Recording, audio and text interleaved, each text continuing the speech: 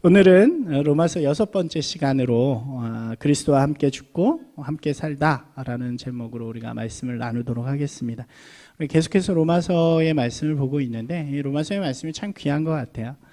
우리가 지난주까지 나눈 말씀은 모든 사람이 그것이 유대인이든지 이방인이든지 상관없이 다 죄인이라는 거죠. 죄의 영향력 아래에 있었고 또 그렇기 때문에 이 죄는 심판을 받을 수밖에 없다.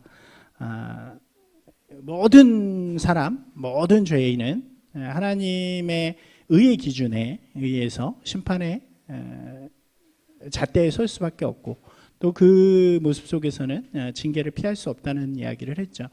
그리고 그렇기 때문에 우리에게는 반드시 구원이라는 것이 필요하고 또 그 구원을 위해서 오신 분이 바로 예수 그리스도이시다. 그래서 우리가 예수 그리스도 안에서 많이 하나님이 주시는 은혜, 사랑을 누릴 수 있다라는 이야기들을 나누었습니다.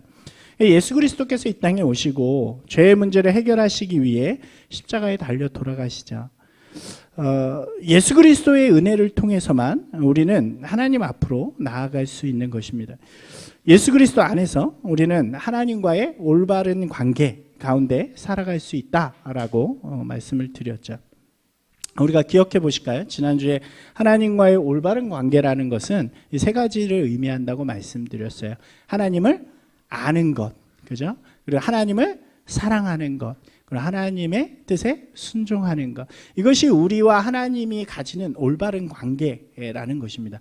그래서 제가 신앙이라는 게 무엇일까 되게 고민을 한 적이 있어요. 이 문제는 아직도 저에게 목회자로서의 고민인데 로마서를 다시 한번 이렇게 말씀을 나누면서 좀 명확해지는 것들이 있어요. 바로 이 문제죠. 우리가 신앙을 생활을 한다는 것은 단순히 이렇게 그런 것들이 아니라 바로 이 올바른 관계, 하나님이 주신 분명하고 선명한 올바른 관계 가운데 서는 것이다 라고 이야기할 수 있겠죠.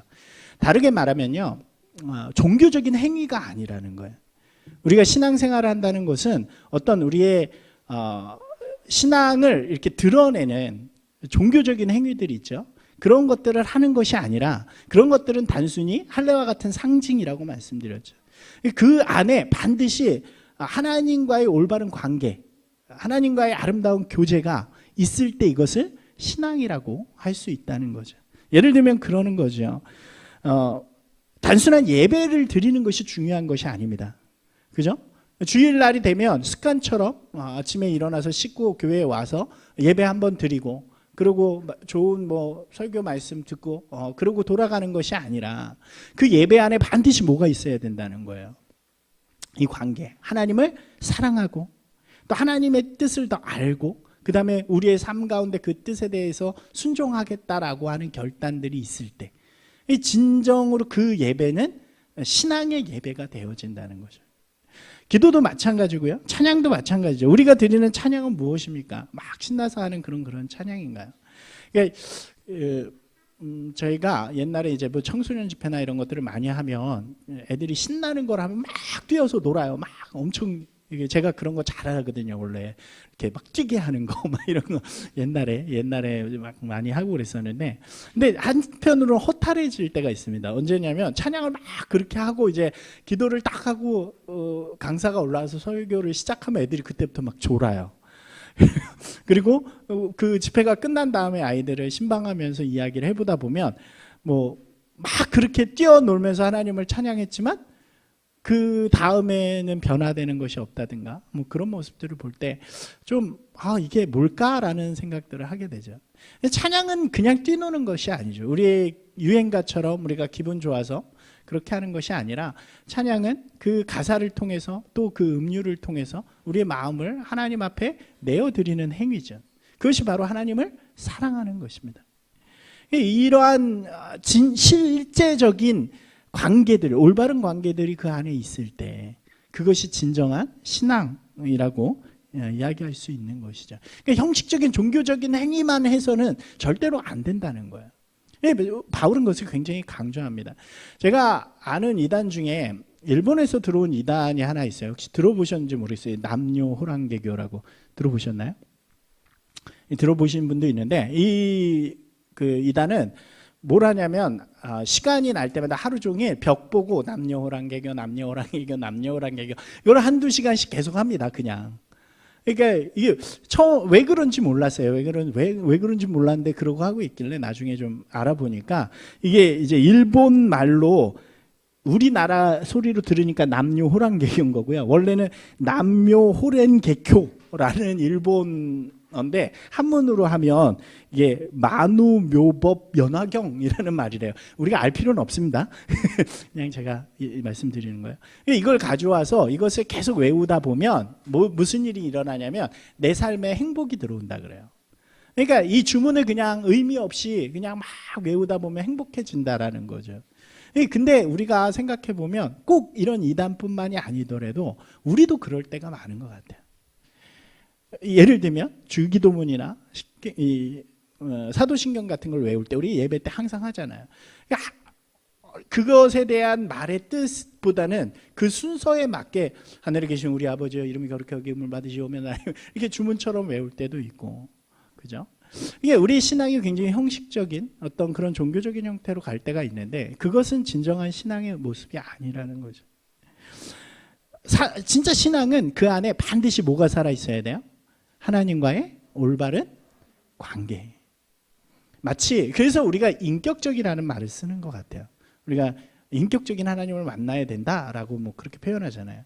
근데 저는 그 표현은 좋아하진 않지만 그래도 그 표현이 어느 정도 맞는 게 마치 내가 가장 사랑하는 사람이 내 앞에 있는 것처럼 나와 함께하는 것처럼 그 하나님과의 올바른 관계가 우리의 신앙의 형태 속에서 반드시 살아있을 때 예배 가운데 그런 것이 살아있을 때 진정한 신앙이 되어지는 거죠. 사랑해요 여러분, 오늘 이 예배가 하나님의 관계가 살아있는 여러분 가운데 그것이 충만한 그런 예배가 되기를 주님의 이름으로 축원합니다. 이 관계를 이루는 핵심에 대해서 이제 바울은 이야기를 해요. 그것이 로마서 4장부터 시작이 되어지는데 한번 읽어볼까요? 의로 여기심을 받을 우리도 위함이니 곧 예수 우리 주를 죽은 자 가운데서 살리신 이를 믿는 자니라. 예수는 우리가 범한 것 때문에 내줌이 되고 또한 우리를 의롭게 하시기 위하여 살아나셨느니. 이게 좀 쉽게 설명을 하면 믿음이 중요하다는 거죠. 무엇이냐? 이 관계를 이어주는 유일한 길은 믿음이다. 예수 그리스도를 믿는 믿음이다. 그런데 그 믿음은 어떤 것이냐? 예수 그리스도께서 우리를 위해, 여기 이렇게 되죠. 우리를 의롭다 하시기 위해서 예수 그리스도를 내어주셨다는 것. 그것을 우리가 믿음으로 말미암아 이 아름다운 관계 가운데 들어올 수 있다는 것입니다. 이 의롭게 하기 위하여라는 이 문장이 여기 들어가는데 이게 조금 어려워서 한번 쉬운 번역으로 찾아봤더니 이렇게 표현하고 있어요. 한번 같이 읽어볼까요? 우리를 하나님과 올바른 관계에 놓아주시기 위해. 이렇게 하면 좀 명확해지는 거죠. 그러니까 아까 말씀드렸던 우리 신앙의 본체, 하나님과의 올바른 관계를 갖게 하는 유일한 방법이, 유일한 길이 예수 그리스도이신데 그 예수 그리스도를 믿는 자들, 믿음으로 말미암아 하나님과의 올바른 관계성 가운데 있게 하시기 위함이다라고 이야기하는 것입니다. 이것이 매우 중요한 의미를 우리에게 줘요. 구원은 우리가 하나님과의 올바른 관계가 회복되어지는 것을 의미합니다. 그러니까 그렇기 위해서는 뭐가 해결이 되어져야 되냐면 죄가 해결이 되어져야 되는 거죠. 올바른 관계를 가로막고 있는 건 뭐예요? 죄예요. 올바른 관계가 끊어진 것은 무엇 때문입니까? 죄 때문이에요. 그게 원죄라고 말씀을 드렸잖아요. 그러니까 우리가 다시 그 관계 가운데 들어가기 위해서는 반드시 뭐가 회복이 되어야 되냐? 이 죄의 문제가 해결이 되어져야 한다는 거죠. 죄가 있으면, 죄가 해결되지 않으면 절대로 하나님의 의 가운데로 우리가 들어갈 수 없는 것입니다. 왜 그러냐면 성경은 이렇게 이야기해요. 하나님은 거룩하시다. 이 성경에 하나님을 표현할 때 쓰인 이 단어는요, 완전한 의예요. 완전한 의. 그러니까 퓨어하다 그러죠. 그러니까 0.00001%도 오염되지 않은, 완전하기 때문에 0.00001%의 죄라도 하나님께는 용납이 되지 않는 거죠. 그러니까 이 죄의 문제가, 우리의 죄의 문제가 다 해결이 되어져야만 우리는 하나님을 사랑할 수 있고 하나님을 알 수 있고 또 하나님과 하나님의 뜻에 순종할 수 있는 사람이 되어진다는 거죠. 또 하나의 원칙이 뭐냐면 죄는 반드시 심판을 받아야 된다는 거예요. 여러분 이게 두 가지가 상충이 되어지죠. 하나님은 어떤 분이시냐, 하나님의 속성을 이야기하면 두 가지예요. 뭐와 뭐를 대표로 이야기하는지 아시나요? 하나는 우리가 제일 잘 아는 하나님은 누구세요? 사랑이십니다. 또 하나가 뭐냐면 하나님은 공의예요. 공의하신 하나님. 그러니까 이 사랑이라는 표현은 뭐냐면 죄인이에요. 내버려뒀어요. 그래서 죽을 수밖에 없어요. 그런데도 사랑하시는 거예요. 그래서 구원하고자 하시는 거예요. 이게 하나님의 사랑입니다. 근데 공의는 뭐냐? 죄가 있으면 죽어야 되는 거죠. 이 두 가지 문제가 상충이 돼요. 그죠? 나를 너무 사랑하시는데 내가 너무 더러워. 그래서 만질 수가 없어요. 어떻게 해야 되나요? 거기서부터 복음의 그 예수 그리스도의 은혜가 열리기 시작하는 거예요. 이게 해결이 돼야 되는 거거든요. 하나님께서 인간을 구원하시기 위해서는 반드시 이 죄의 문제가 해결이 되고 이 죄의 값을 치루어야 하는 원칙을 지키면서도 우리에게 구원을 주셔야 되는 거예요. 오직 그 방법은 뭐밖에 없냐면 죄가 없는 분이 동일하게 퓨어 하나도 죄가 없는 분이 이 죄의 값을 위해서 대신 치루어 주는 방법밖에 없는 거예요. 이것이 바로 대속이라는 단어입니다. 우리가 대속이라는 말을 쓰잖아요. 쉬워요. 어렵잖아요. 대신 속량하였다. 대신 갚아주었다. 이 말이 대속이라는 단어예요.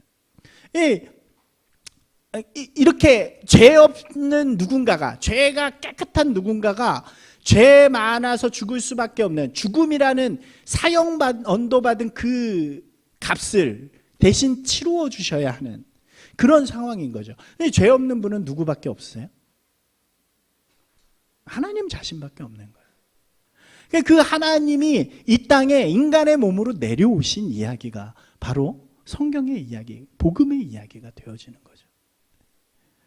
하나님의 본체이신 아들 예수 그리스도께서 그 죄 없으신 몸을 가지고 인간의 몸을 빌어서 이 땅에 내려오십니다.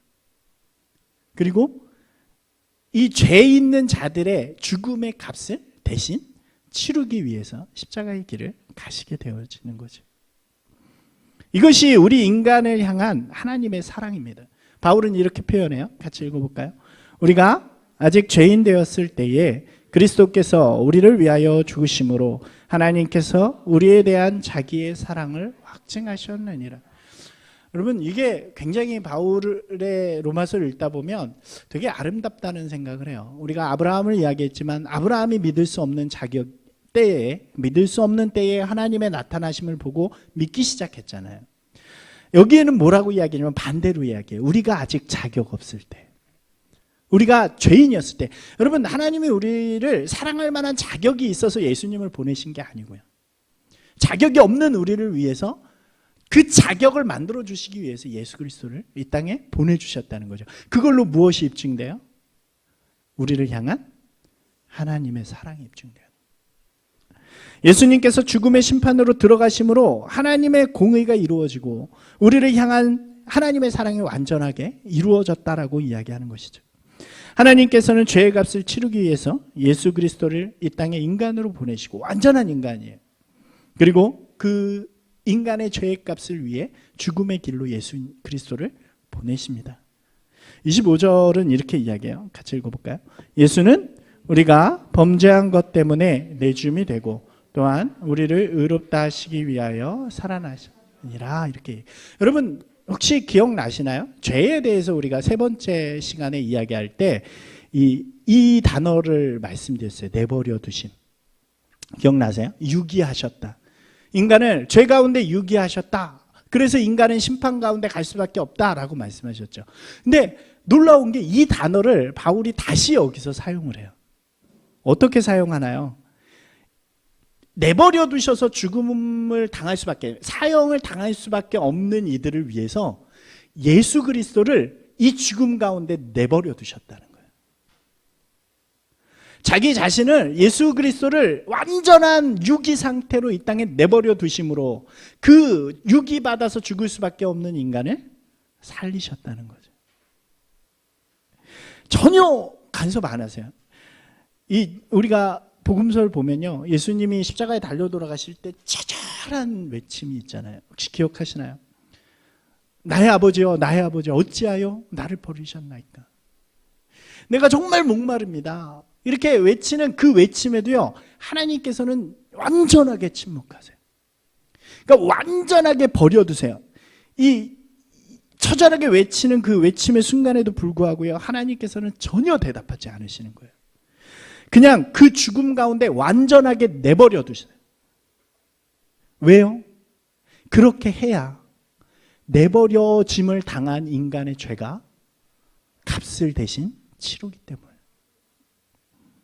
예수 그리스도를 죄의 값인 죽음에 완전히 내버려 두심으로 말미암아 죽음의 심판을 받아야 하는 저와 여러분을, 그죠? 유기된 우리를 그 심판의 값으로부터 구원하시네, 사시는 거예요. 이게 속량 대신 대속이라는 말입니다. 예수님께서 이 길을 가신 거예요. 이 역사를 통해서 끊어졌던 하나님과 우리와의 올바른 관계가, 끊어졌던 이 관계가 다시 이어지는 그 길이 되어지는 거죠. 원죄가 다시 이어지게 됩니다. 그래서 예수 그리스도 안에서, 예수 그리스도를 통해서만 우리는 하나님과의 올바른 관계로 나아갈 수 있는 거죠. 여러분, 근데 중요한 게 있어요. 누가 이 은혜를 체험할 수 있을까요? 이 은혜의 혜택을 받을 수 있을까요? 우리가 다 읽진 않지만 로마서 5장 후반부에서는 이제 첫사람 아담의 죄와 예수 그리스도를 비교를 해요. 첫사람 아담의 죄는요, 범죄함으로 말미암아 원죄가 들어오고 그것으로 말미암아 그것이 모든 인류에게 영향력을 끼칩니다. 예수 그리스도께서 오셔서 그 끊어진 길을 이어주세요. 근데 그 영향력은 누가 받느냐는 거죠. 그것은 바울은 오직 그 예수 그리스도를 믿는 자만이, 그 예수 그리스도의 그 길을 믿음으로 고백하는 자만이 하나님과의 올바른 관계 가운데로 들어올 수 있다라고 이야기하는 것입니다. 그래서 예수님께서 복음서 시대에 사실 때 이렇게 말씀하시는 것 같아요. 같이 읽어볼까요? 내가 곧 길이요 진리요 생명이니 나로 말미암지 않고는 하나님께로 오자. 그죠? 하나님께로 올 수 있는 방법은 오직 길이요 진리요 생명이신 예수 그리스도밖에 없다는 거죠. 이제 끊어졌던 길, 막혔던 길, 갈 수 없는 길이 열리게 됩니다. 우리 하나님께로 갈 수 있는 유일한 길은 진리요 생명이신 예수 그리스도뿐이라는 거죠. 그를 믿는 믿음을 통해서만 가능해집니다. 그 믿음을 통해서 우리는 죄의 값인 죽음으로부터 해방되어지고 영원한 생명을 얻게 되어지는 거죠. 그래서 바울이 이렇게 선언해요. 같이 읽어보겠습니다. 그러므로 이제 그리스도 예수 안에 있는 자에게는 결코 정죄함이 없나니 이는 그리스도 예수 안에 있는 생명의 성령의 법이 죄와 사망의 법에서 너를 해방. 할렐루야.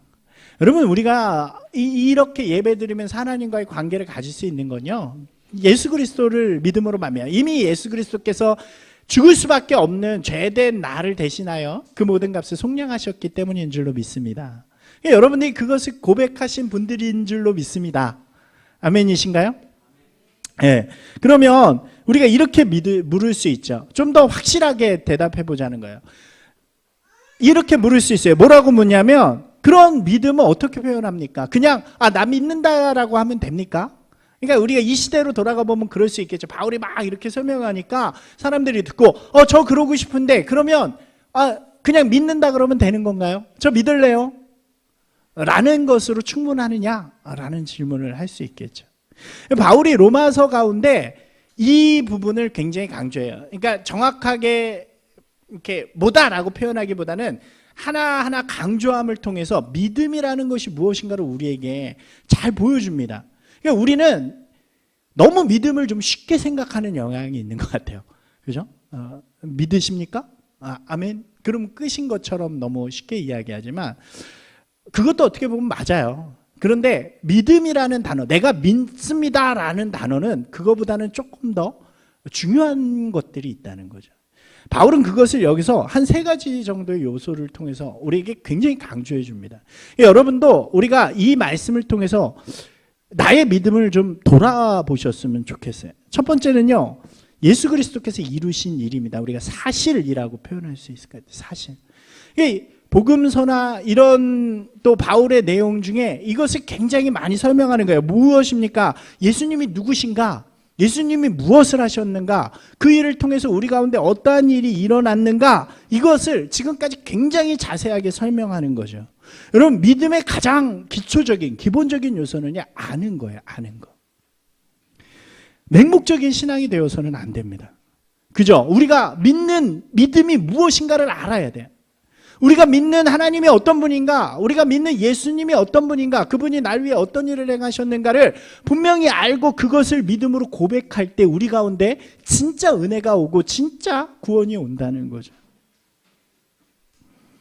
여러분 생각해보세요. 우리가 무엇을 믿을까요? 제가 가끔 그 생각을 해요. 여러분 무엇을 믿으시나요? 그러니까 제가 이 질문을 하면 이제 처음에 사람들이 저는 하나님을 믿어요. 예수님을 믿어요. 그래. 당연하죠. 당연한데 우리가 믿는 내용이 뭐냐는 얘기죠. 우리가 믿는 내용은요, 성경이에요. 성경. 그죠? 그것을 바울은 우리에게 너무나도 분명하게 이야기해 줍니다. 한번 같이 읽어볼까요?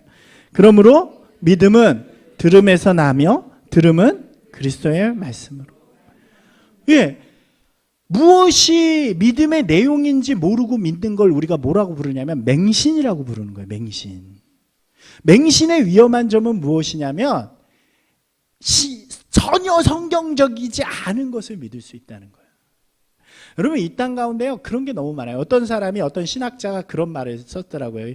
이게 좀 과장해서 쓴 것 같아요. 한국 기독교를 뒤집어 보면 50% 유교, 50% 무속이다, 이렇게 이야기해요.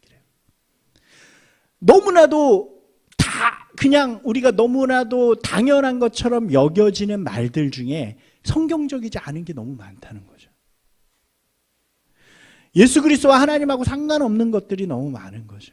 그런데 우리가 믿는 건 뭐냐? 예수 그리스도께서 행하신 일인 거예요.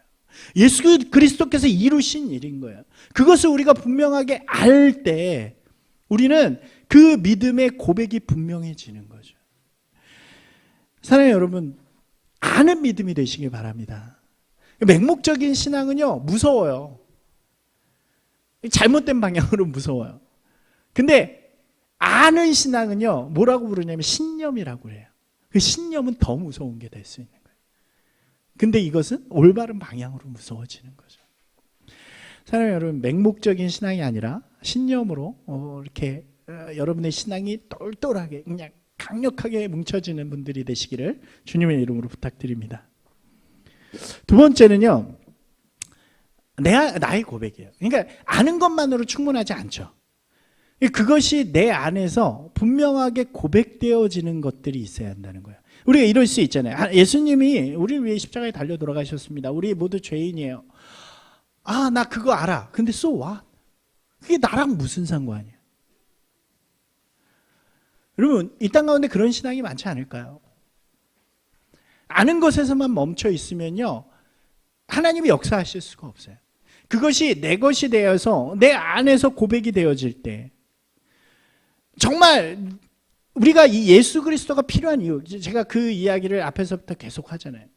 예수가 왜 필요합니까? 우리 안에 예수님의 십자가의 보혈이 왜 필요합니까? 여러분 그게 필요하려면요, 내 안에 있는 내 자아의 죄가 보여져야 되는 거예요. 내가 구원받을 자격이 없는, 내가 하나님의 영광에 들어갈 수 없는, 그래서 죽음의 심판 가운데 있을 수밖에 없다라는 그 분명한 모습이 보여지고, 그때 그럼 나는 어찌할꼬, 그때 복음이 들려오고 그 복음 앞에 내가 무릎을 꿇고 주님 앞에 나아가는 일들이 일어나게 되는 거죠. 이번 주에 저희가 사무엘 하를 보고 있잖아요. 근데 드디어 다윗의 아주 그냥 짜증날 정도로 멋있기만 하던 다윗의 이상한 모습들이 등장하기 시작하잖아요. 근데 다윗과 사울을 비교해요. 밧세바 사건을 보면서 많은 사람들이 다윗이 더 나쁜 놈이냐 사울이 더 나쁜 놈이냐 이런 이야기를 하죠. 여러분 근데요, 성경에는요, 어느 것이 더 큰 죄인가에 대해서는 관심이 없어요. 그거는 인간의 관심입니다.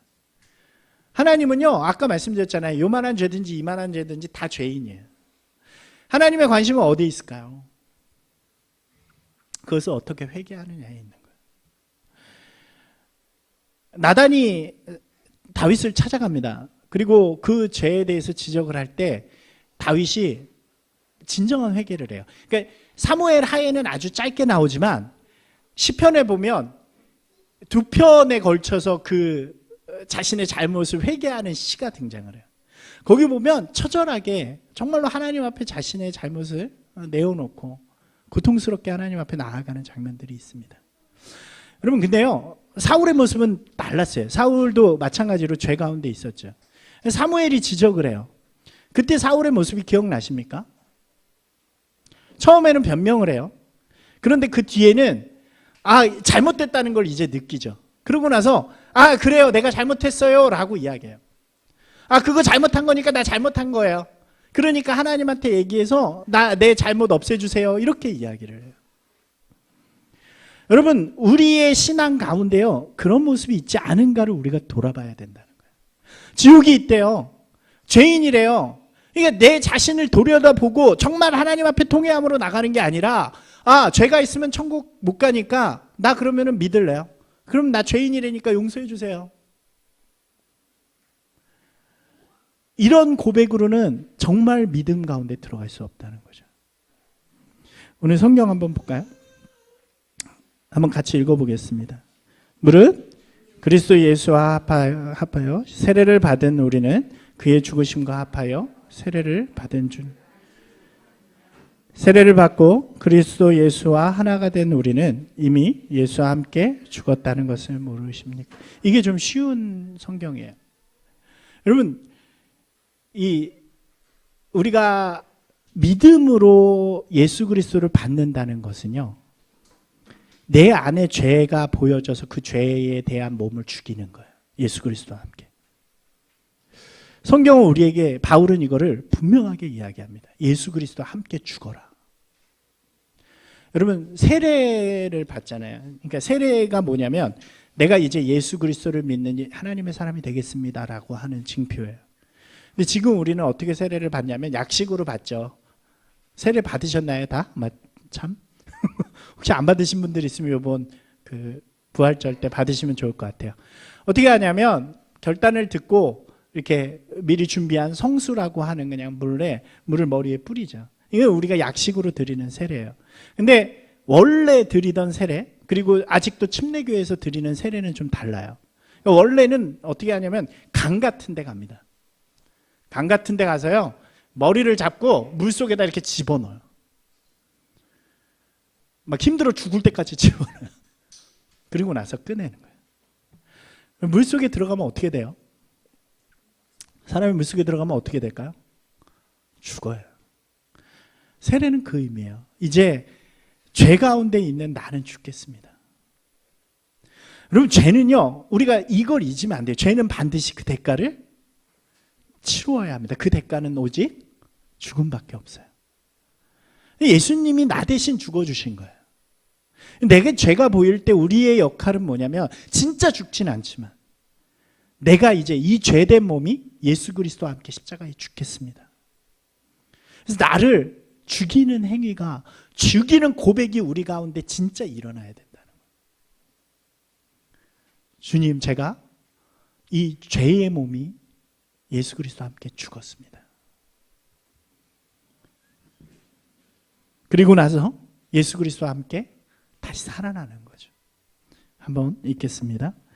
그러므로 우리가 그의 죽으심과 합하여 세례를 받음으로 그와 함께 장사되었나니 이는 아버지의 영광으로 말미암아 그리스도를 죽은 자 가운데서 살리심과 같이 우리로 또한 새 생명 가운데서 행하게 하려.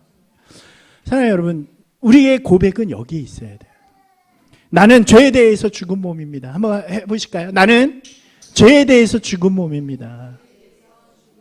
죄에 대해서 죽은 몸이기 때문에 내 몸에 대한 이 주장이 나에게 있을 수 있다는 거예요, 없다는 거예요?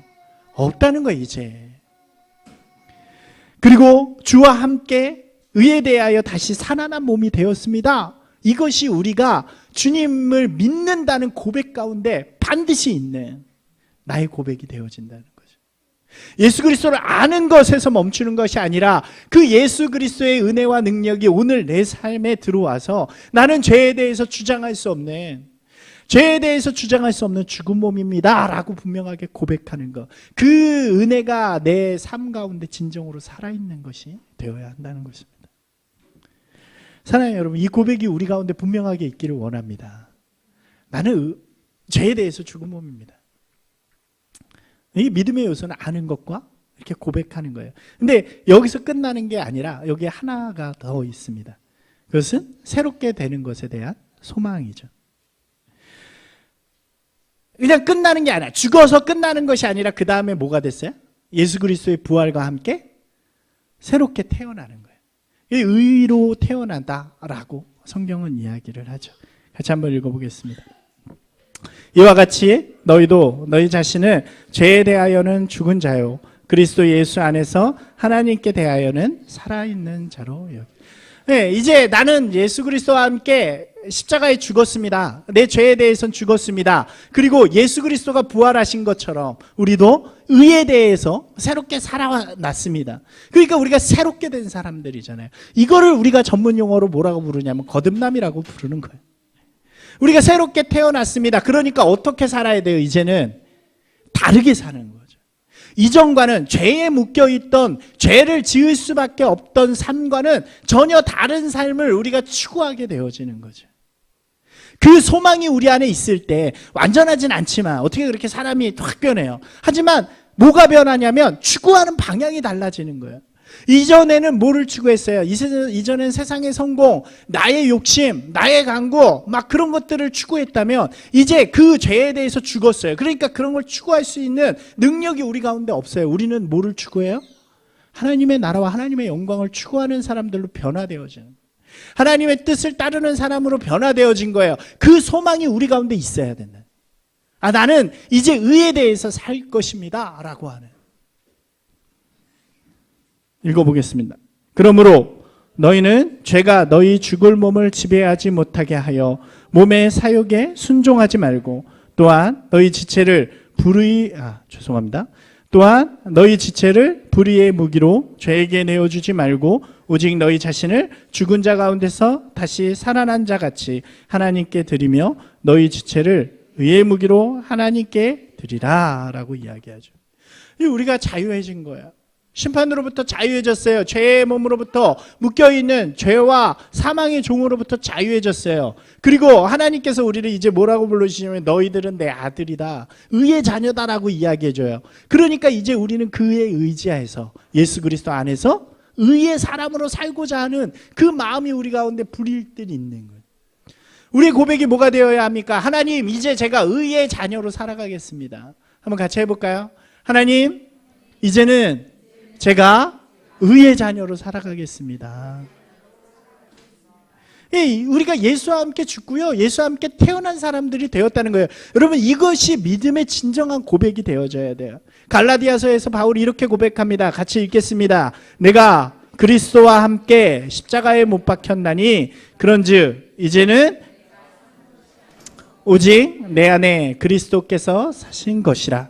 이제 내가 육체 가운데 사는 것은 나를 사랑하사 나를 위하여 자기 자신을 버리신 하나님의 아들을 믿는 믿음 안에서 사는 것이라. 아멘.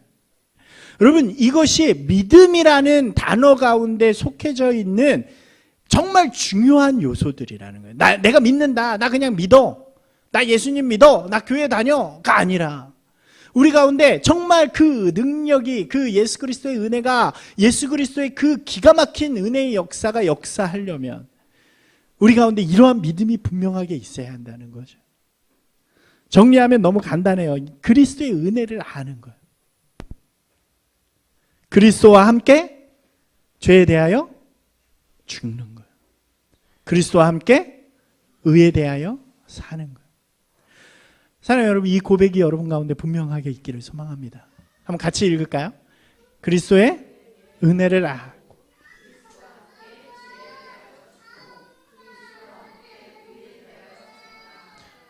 누가요? 내가요. 여러분 이런 믿음이 여러분 가운데 풍성하게 있기를 소망합니다. 그냥 그런 거 싫잖아요. 우리 모르겠어요. 사람이 많은 데에는 그런 사람도 있고 저런 사람도 있고 많아요.